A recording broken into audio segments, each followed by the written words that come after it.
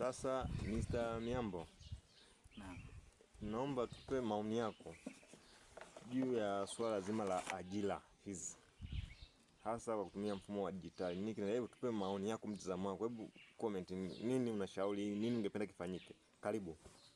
Kwa upande wangu, kwanza nilivyokuwa naona zile marks zilivyotolewa, binafsi nilishtuka. Mtihani wa chemistry ulikuwa na maswali 50, kimaanisha kwamba kila swali lina marks 2. Umeona? Timini sasa 2 mara 50 tunapata 100, ambao ni 100%.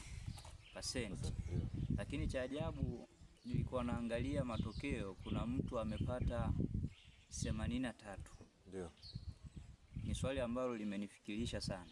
Inawezekanaje mtihani wenye mgawanyo wa marks, kila swali lina marks 2, halafu mtu anapata marks 83? Hii tatu imetoka wapi? Ni swali ambalo nimekuwa nikijiuliza sana. Kwa hiyo mimi, kwa maoni yangu, nilikuwa naona kwamba huu mfumo wa kutumia digital bado sio solution kwa wanaoomba ajira.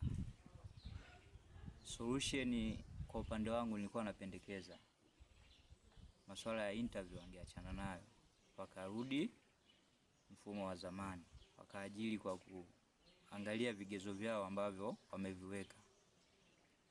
Wakishaviona kwamba mtu amequalify, basi anaajiriwa moja kwa moja. Kwa upande wangu, nilikuwa naona ni njia nzuri zaidi. Ndio. Kwa mfano umezungumzia swala la vigezo, ungependelea wangezingatia vigezo gani? Kwa sababu bado watu wanaweza kulalamika pia. Kwa maoni yako, ungependelea wangezingatia vigezo gani ili waweke wazi, kila mtu ajue endapo ajira kwa zimetoka kiomba, ajue amepata au amekosa kwa vigezo hivyo. Vigezo gani ungependekeza vitu vifanyike hapo? Kwa upande wa vigezo, kwanza ningependa watoe masuala ya interview. Ndio. Cha kwanza. Ndio. Cha pili, wakishatoa interview, basi waweze kuajiri kulingana aidha na range ya miaka mtu ambaye amekaa mtaani. Ndio.